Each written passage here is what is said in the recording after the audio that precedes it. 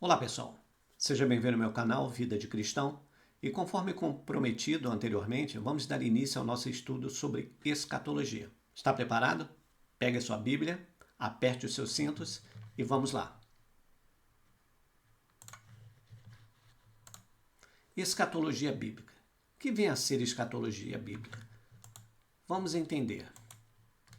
Primeiro eu quero que você abra aí a sua Bíblia no livro de Apocalipse, no capítulo de número 22, e vamos ler os versos de 12 a 14. Diz assim a palavra de Deus: E eis que venho sem demora. Quem é esse que vem sem demora?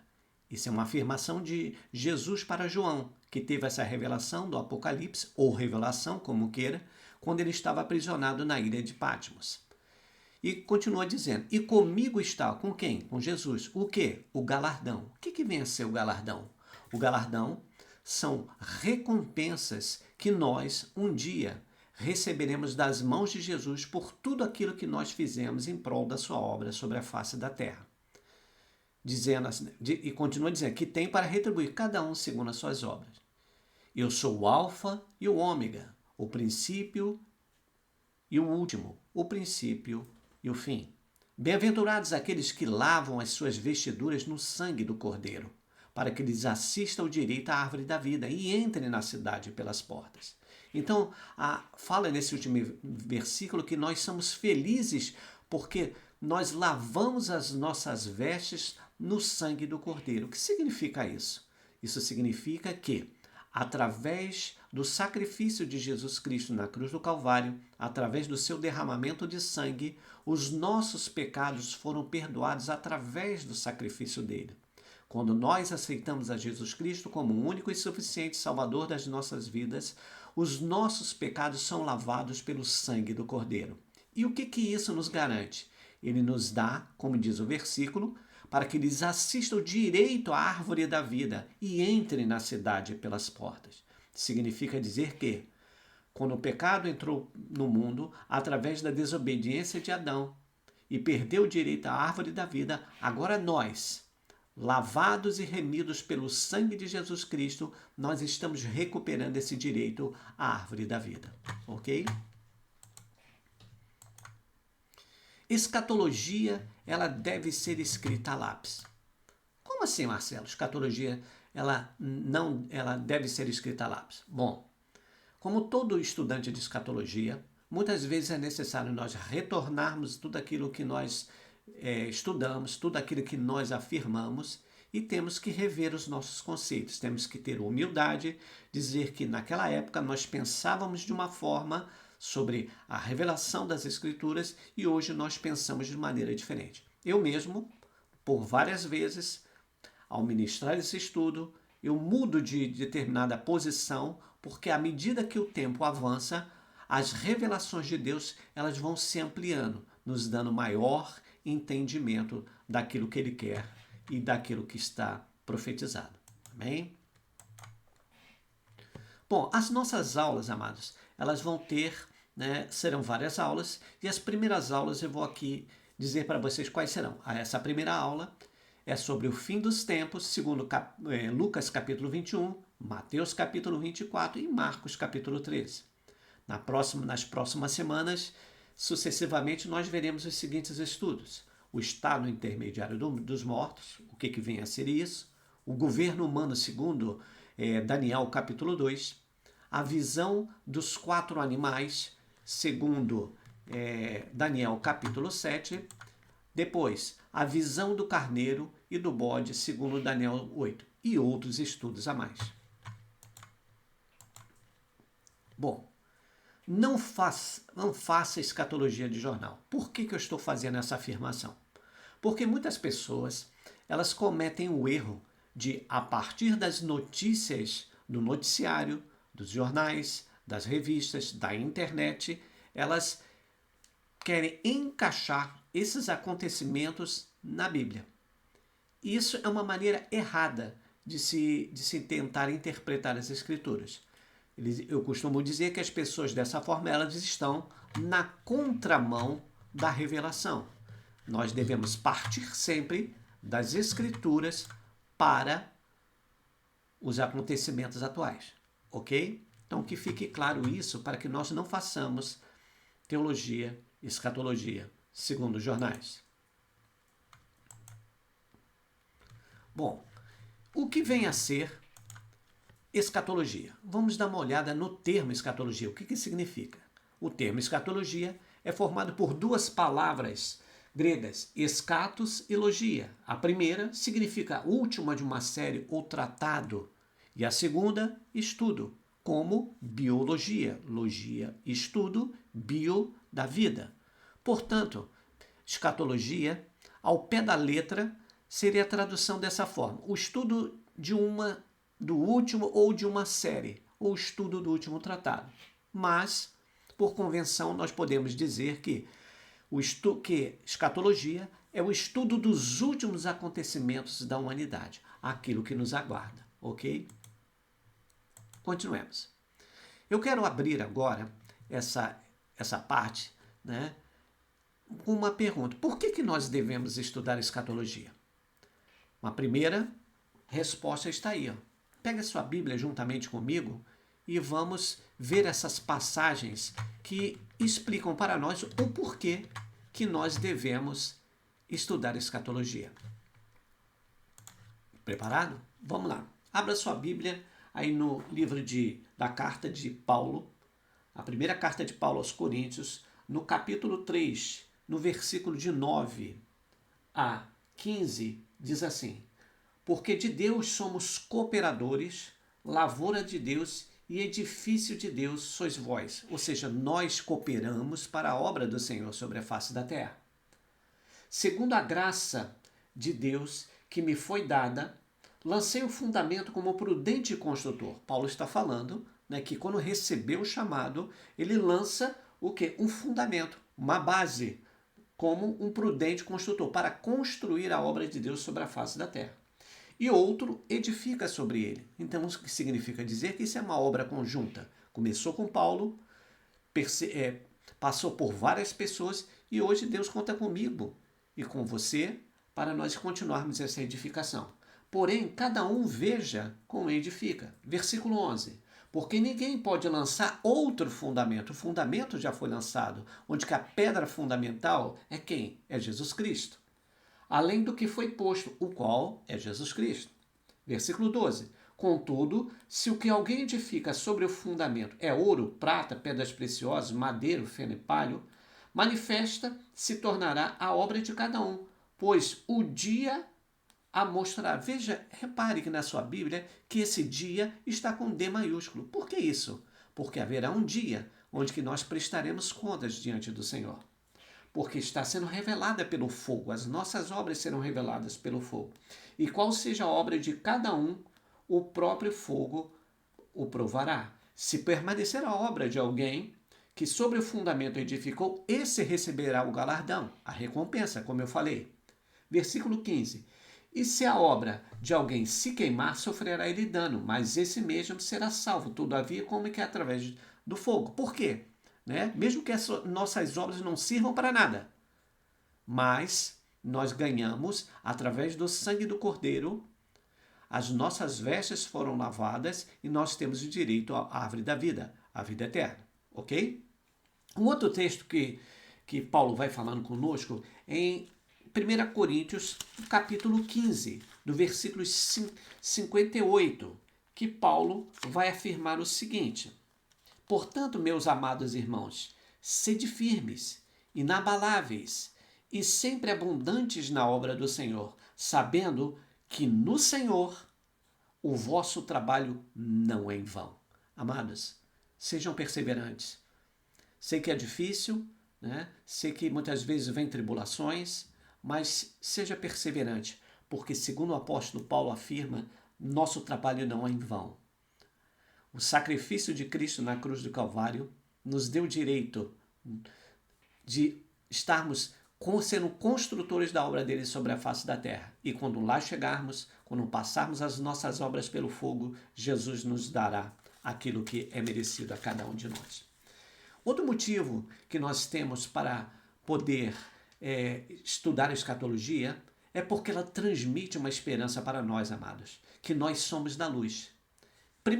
O livro de 1 Tessalonicenses, Paulo também vai escrever, no capítulo 5, nos versos de 4 a 11, que diz assim, acompanhe comigo a leitura.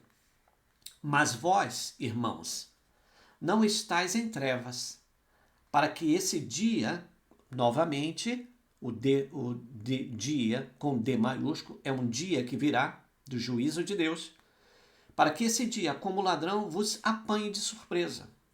Porquanto vós todos sois filhos da luz e filhos do dia. Nós não somos da noite nem das trevas. Assim, pois, não durmamos como os demais. Pelo contrário, vigiemos e sejamos sóbrios.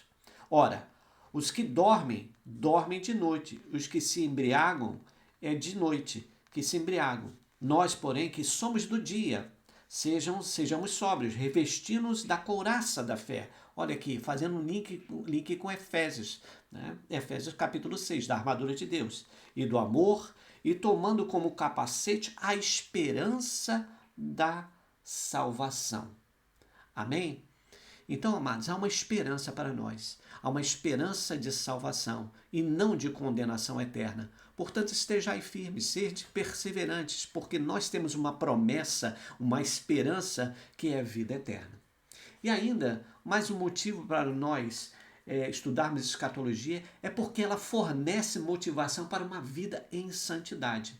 Olha só que Paulo fala para Tito, no capítulo 2, versículo 11. Acompanhe comigo na sua Bíblia. Portanto, a graça de Deus se manifestou salvadora a todos os homens.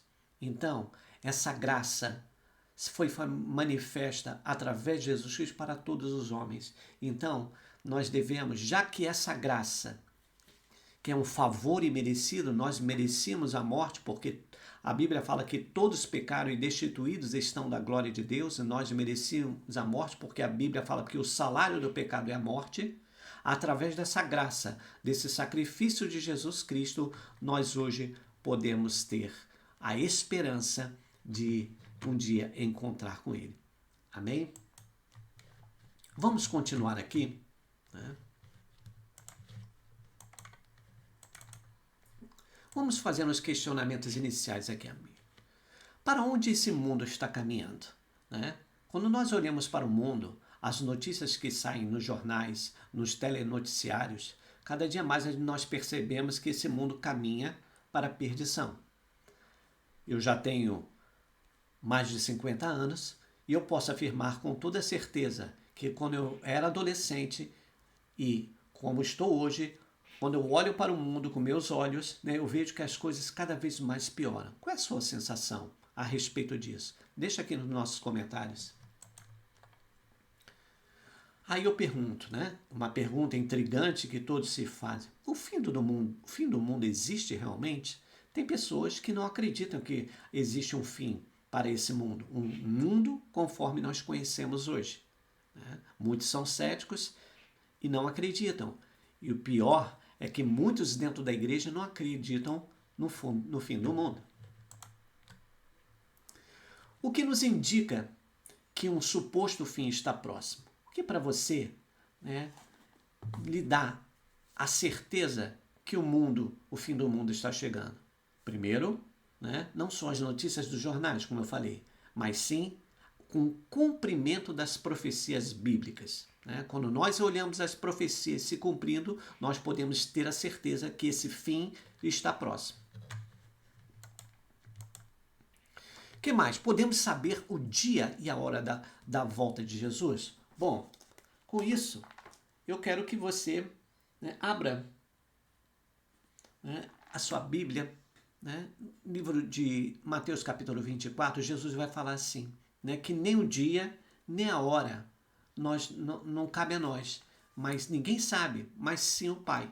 Então, muita gente que fica calculando, né, a volta de Jesus, e nós temos exemplos que muitas pessoas se decepcionaram por fazer cálculos.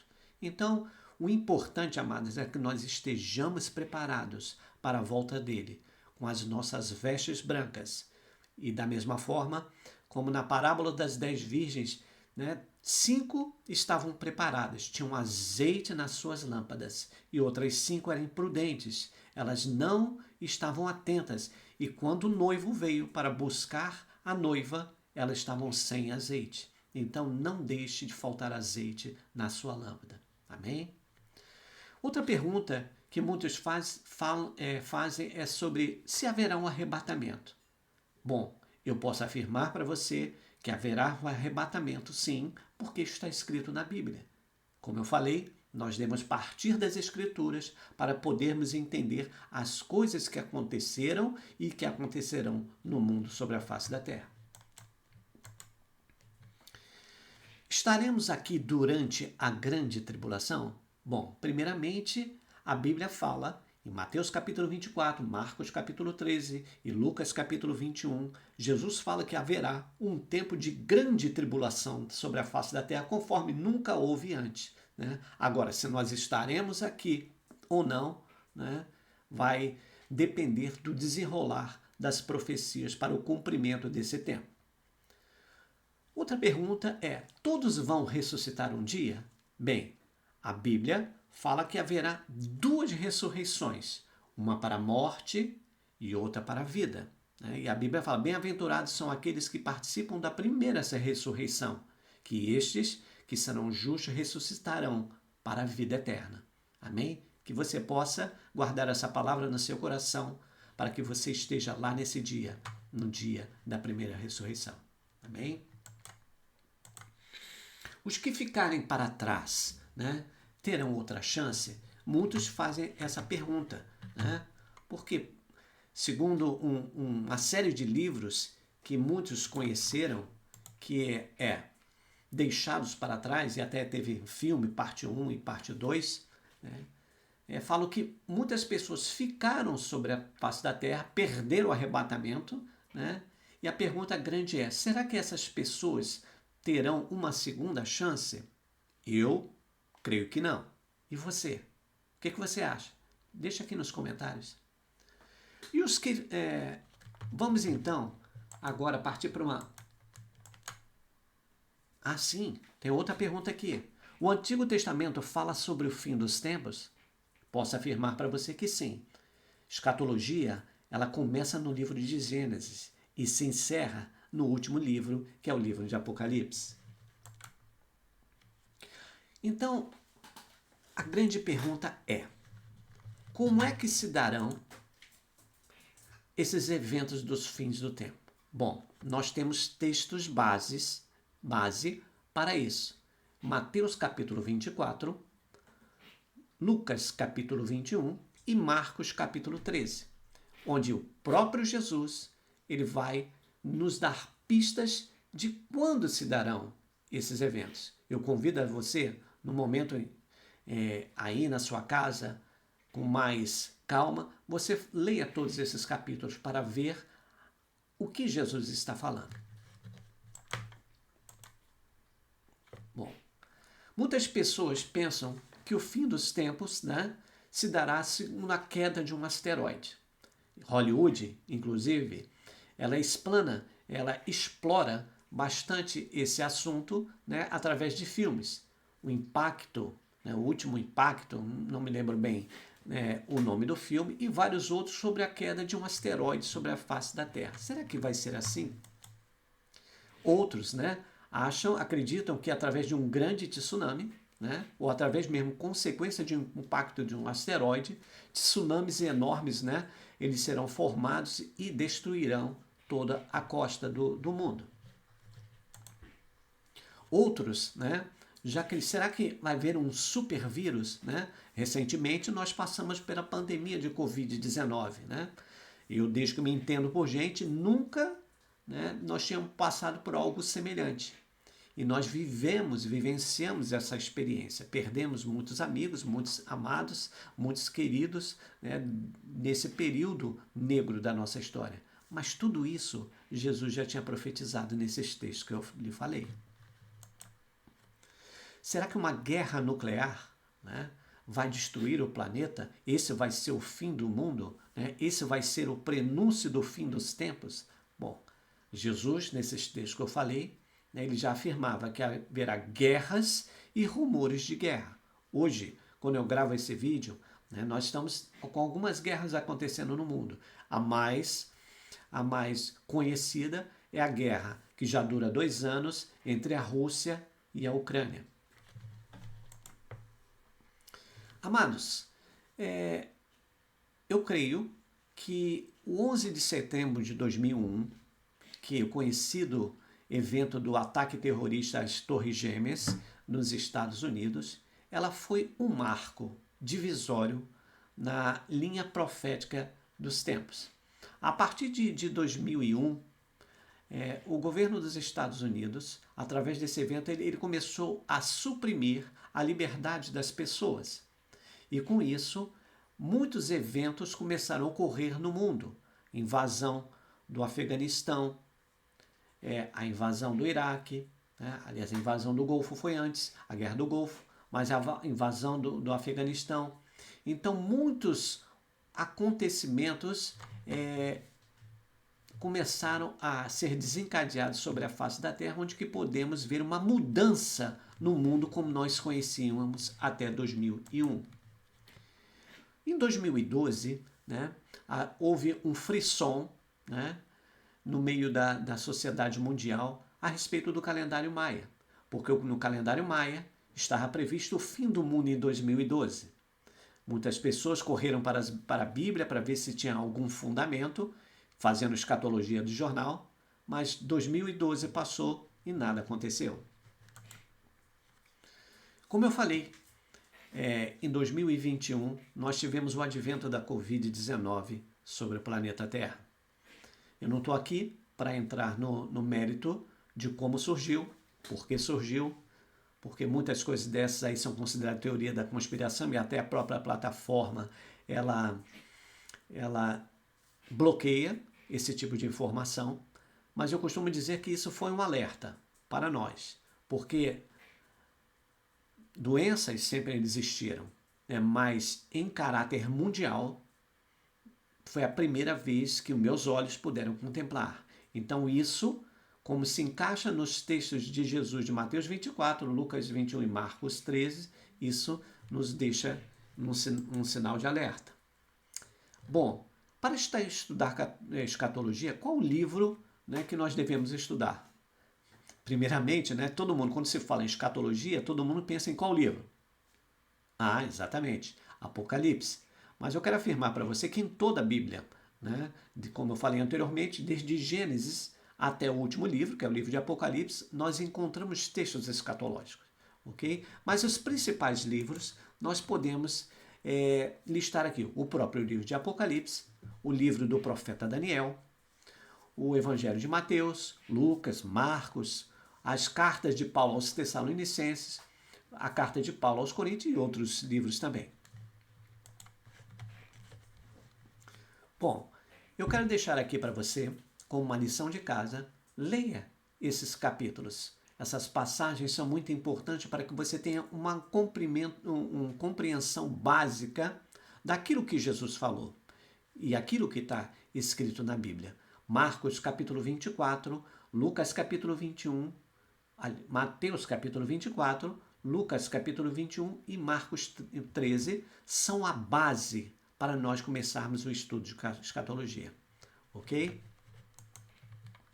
Bom, eu quero deixar aqui uma linha cronológica para vocês, segundo a visão, uma visão dispensacionalista. Não se preocupe com esse termo agora, que depois eu vou deixar para vocês, vamos entrar em detalhes a respeito disso. Mas observe nessa linha do tempo, nessa timeline, onde que Jesus inicia seu ministério e aos 33 anos de idade aproximadamente ele é crucificado, dando aí o início da era da igreja. A era da igreja ela se inicia primeiramente com os discípulos pregando a palavra de Deus. Os discípulos eles começam a pregar em Jerusalém, na Judéia, Samaria, e os confins da terra é iniciado através do apóstolo Paulo, que ele vai pregar aos gentios. E no ano 70 da nossa era cristã, vai acontecer um fato interessante, né, e muito importante para os estudos escatológicos. O general Tito, no ano 70, depois de Cristo, depois da morte e ressurreição de Cristo, ele invade Jerusalém, sitia, ou seja, cerca Jerusalém por 3 anos e meio. E depois de 3 anos e meio, ele invade Jerusalém, destrói o templo de tal maneira que não fica pedra sobre pedra. Opa, já ouvi falar dessa expressão. Exatamente. Nesses textos que eu falei para você, Jesus fala que quando os discípulos eles vão apresentar a Jesus a maravilha, que era o templo, né? Jesus vai falar assim, ó, que não sobraria pedra sobre pedra. Então começa o cumprimento das profecias de Jesus Cristo no ano 70 com a destruição do templo. Bom, depois da destruição do templo, nessa era da igreja, alguns eventos são aguardados. Vamos lá, vamos descrever. Bom, em Lucas capítulo 21, nós vemos que a Bíblia fala que prenderão e perseguirão aqueles que estarão pregando a palavra de Deus, entregarão nas sinagogas e nas prisões, tudo isso já aconteceu. Serão entregues na presença dos reis e governadores. Isso aconteceu com os apóstolos.